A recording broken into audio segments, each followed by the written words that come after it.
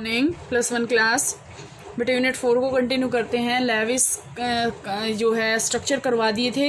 इसके बाद आपका जो नेक्स्ट टॉपिक आया था वो आया था फॉर्मल चार्ज कैलकुलेट करना। फॉर्मल चार्ज कैलकुलेशन बता दी थी। फॉर्मल चार्ज के बाद आज का जो टॉपिक आता है बेटा वो आता है टाइप्स ऑफ केमिकल बॉन्ड, कि जो केमिकल बॉन्ड होते हैं वो कितने टाइप्स के होते हैं, कैसे हम उसको डिफाइन करते हैं। क्योंकि आगे जो टॉपिक है ना वो वेस्पर थ्योरी या बैलेंस बॉन्ड थ्योरी जो भी है वो सारी की सारी बॉन्ड्स जब तक आपको नहीं आएंगे तब तक आप उसको नहीं कर पाओगे। देखो 9th और 10th में हम 10th क्लास में आयनिक बॉन्ड भी है, कोवलेंट बॉन्ड भी है। 2 बॉन्ड तो आपके पास हैं ही है। तीसरा बॉन्ड जो होता है बेटा वो एक बॉन्ड और होता है, या तो हम उसको कोऑर्डिनेट बॉन्ड बोलते हैं या फिर हम डेटिव बॉन्ड बोलते हैं। देखो फर्स्ट ऑफ ऑल आपके पास बॉन्ड कौन सा होता है? Ionic bond. First bond is ionic bond, second bond is covalent bond. और इसकी जो है मैं सारा याद करवा दूंगी ये, क्योंकि इतना जर्नल है बेटा, आप 10th क्लास में सारा कर चुके हो। Covalent bond and third one is the third थोड़ा सा अलग है जो आपने नहीं पढ़ रखा, कोऑर्डिनेट बॉन्ड। कोऑर्डिनेट बॉन्ड या फिर हम क्या कहेंगे इसको, डेटिव बॉन्ड। कोऑर्डिनेट बॉन्ड या फिर हम इसको बोल सकते हैं डेटिव बॉन्ड। तो फर्स्ट ऑफ ऑल बेटे हम बात करते हैं आयनिक बॉन्ड की। आयनिक बॉन्ड के जो आपके पास पता है कि these are the bond form between ions, कि आयंस के बीच में जो बॉन्ड बनता है उसको हम आयनिक बॉन्ड बोलते हैं। जैसे सबसे पहले मैं एग्जांपल लेती हूँ NaCl का, KCl का, AlCl3 का। अब सारे के सारे अगर हम इसमें बात करते हैं तो सारे के सारे बॉन्ड कैसे होते हैं? ये आयनिक बॉन्ड होते हैं। अब आयनिक बॉन्ड इसके बाद अगर हम इसमें स्टडी करें तो आयनिक बॉन्ड होता क्या है? Ionic bond are the bond form between elements या form between the cations and anions, कि कैटायंस और अनायंस के बीच में जो बॉन्ड की फॉर्मेशन होती है उसको हम क्या बोलते हैं? Ionic bond. कैटायंस और अनायंस के बीच में जो बॉन्ड की फॉर्मेशन हो रही है उसको हमने क्या बोल दिया? Ionic bond. तो आयनिक बॉन्ड बोल दिया तो बेटा जैसे आपके पास क्या होता है, अगर हम यहाँ से NaCl का मैं एग्जांपल लेके बताती हूँ। Na का क्या होता है? 11 होता है। क्लोरीन का कितना होता है? 17 होता है। ये क्या करेगा? इलेक्ट्रो पॉजिटिव करैक्टर शो करेगा, और ये क्या करेगा? इलेक्ट्रो नेगेटिव होता है, क्योंकि हेलोजन क्या होते हैं? इलेक्ट्रो नेगेटिव होते हैं।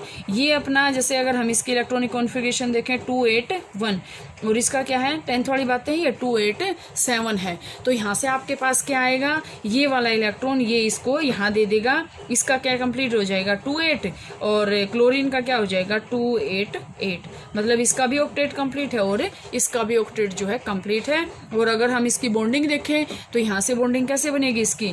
Na का ये इलेक्ट्रॉन था लास्ट में, और Cl के पास कितने थे? 2, 4, 6 और 7। ये वाला बॉन्ड ये कंप्लीट ले लेगा और ये क्या बन जाएगा? Na positive plus Cl negative. मतलब क्या है? Na ने इलेक्ट्रॉन लॉस किया है और क्लोरीन ने इलेक्ट्रॉन गेन किया है।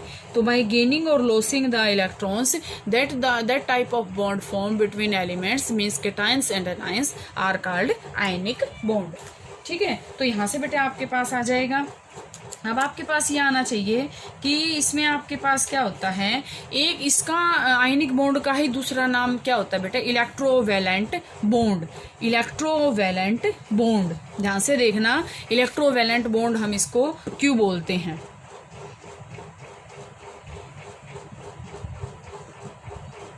Electrovalent bond. अब ध्यान से देखो कि इलेक्ट्रोवैलेंट बॉन्ड है तो इसका मतलब क्या है? इलेक्ट्रॉन्स की वैलेंसी को शो कर रहा है ये बॉन्ड। अब इसका मतलब क्या है कि यहाँ से एक कंडीशन है इसकी कि number of electron loss is equal to number of electron gain. अब इसका मतलब ये बात आएगी बेटा यहाँ से कि अगर कोई एटम जितने इलेक्ट्रॉन लॉस कर रहा है, दूसरा एटम की टेंडेंसी होनी चाहिए उतने इलेक्ट्रॉन लेने की। अब मैं एग्जांपल लेती हूँ यहाँ से, ध्यान से देखना। मैंने एग्जांपल ले लिया NaCl का, और मैंने एग्जांपल ले लिया AlCl3 का। ये मैंने 2 एग्जांपल ले लिया। अब यहाँ से अगर हम एनायन देखते हैं तो दोनों एनायन हैं, लेकिन ये एटम क्या है? इसकी टेंडेंसी सिर्फ 1 इलेक्ट्रॉन देने की है, लेकिन एल्यूमिनियम की जो टेंडेंसी होती है वो 3 इलेक्ट्रॉन देने की होती है। तो इसलिए हमने क्लोरीन 3 लगाने पड़े। क्यों? क्योंकि यहाँ से ये 3 इलेक्ट्रॉन क्या करेगा, लॉस करेगा, और क्लोरीन क्या करेगा, 3 इलेक्ट्रॉन का गेन करेगा। अगर हम यहाँ पे AlCl लगा देते तो एल्यूमिनियम ने तो 3 इलेक्ट्रॉन लॉस कर दिए, तो क्लोरीन ले सकता है सिर्फ 1। तो यहाँ पे हमने इसलिए 3 मॉलिक्यूल इसके लेने पड़े ताकि एल्यूमिनियम के जो तीनों इलेक्ट्रॉन है वो एक एक ये डिस्ट्रीब्यूट कर सके। लेकिन Na में सेम है, Na 1 देगा, क्लोरीन 1 इलेक्ट्रॉन ले लेगा। इसके बाद बेटे आपके पास जो नेक्स्ट आता है इसमें बॉन्ड, वो आता है आपके पास कोवेलेंट बॉन्ड। या फिर अगर हम इसमें देखें कोवेलेंट बॉन्ड में आपके पास क्या आता है, covalent bond is the bond formed by atoms between क्या कहेंगे इसमें, एटम्स ही कहेंगे। लेकिन यहाँ पे आपके पास क्या आएगा, कोवेलेंट में कोवेलेंट बॉन्ड आपके पास कब बनता है, जब कोई भी एटम म्यूचुअल शेयरिंग करता है इलेक्ट्रॉन्स की। कोवेलेंट बॉन्ड की अगर हम बात करें तो यहाँ से क्या आता है, म्यूचुअल शेयरिंग से जो इलेक्ट्रॉन्स बनते हैं, बॉन्ड बनते हैं, उसको हम कहेंगे कोवेलेंट बॉन्ड। कोवेलेंट बॉन्ड आपके पास क्या होता है बेटा, कोवेलेंट बॉन्ड में अगर हम बात करें तो कोवेलेंट बॉन्ड के अंदर क्या आता है, वो जो एटम्स होते हैं ना, वो क्या करते हैं, इलेक्ट्रॉन्स की शेयरिंग करते हैं, म्यूचुअल शेयरिंग करते हैं इलेक्ट्रॉन्स की। वो ये नहीं है कि हाँ भाई वो उसको ऐसे कैसे यूं का यूं रख लेंगे और उसके अंदर वो उसको एक दे देगा और दूसरा ले लेगा, नहीं। लेकिन इसमें कोवेलेंट बॉन्ड में क्या होता है कि आपके पास इसमें मेन यही आएगा कि जैसे हम एग्जांपल लेते हैं CH4 का, या फिर एग्जांपल ले लें हम H2 का, ठीक है।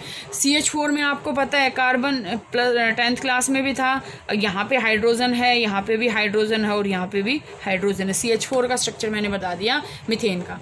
तो यहाँ से अगर हम बात करते हैं इसकी, तो यहाँ से बेटा क्या आएगा, कार्बन का अगर हम इलेक्ट्रॉन डॉट स्ट्रक्चर बनाएं 1 2 3 4, हम यहाँ पे हाइड्रोजन लगा लेते हैं, यहाँ ऐसे हमने क्या लगा लिया, हाइड्रोजन लगा लिया। इन सभी हाइड्रोजन के पास भी क्या था, एक एक इलेक्ट्रॉन था। तो ये हाइड्रोजन क्या करेगा, डबलेट कंप्लीट कर लिया, इसने भी अपना डबलेट कंप्लीट कर लिया और इसने भी और इसने भी। अब कार्बन तो इसके अकॉर्डिंग बिल्कुल ही खाली हो गया, लेकिन कार्बन खाली नहीं रहेगा, ये क्या करेगा, इन सभी के इलेक्ट्रॉन्स को क्या करेगा, शेयरिंग करेगा। तो यहाँ से जो इलेक्ट्रॉन्स के बीच में या फिर एटम्स के बीच में जो शेयरिंग हो रही है ना इलेक्ट्रॉन्स की, इसको हम बोलते हैं कोवेलेंट बॉन्ड। कोवेलेंट बॉन्ड मतलब म्यूचुअल शेयरिंग से जो यहाँ पे आपके पास बॉन्डिंग हो रही है, उसको हम बोलेंगे कोवेलेंट बॉन्ड। तो यहाँ से बेटे आपके पास इसी तरह H2 का आता है। इसके बाद इसमें जो आएंगे ना बेटा, वो आएंगे फैक्टर्स कौन कौन से अफेक्ट करते हैं इनको, कि कोवेलेंट बॉन्ड को या आयनिक बॉन्ड को। ये लंबा टॉपिक है बेटा, ये आज नहीं होएगा, ये कल करेंगे।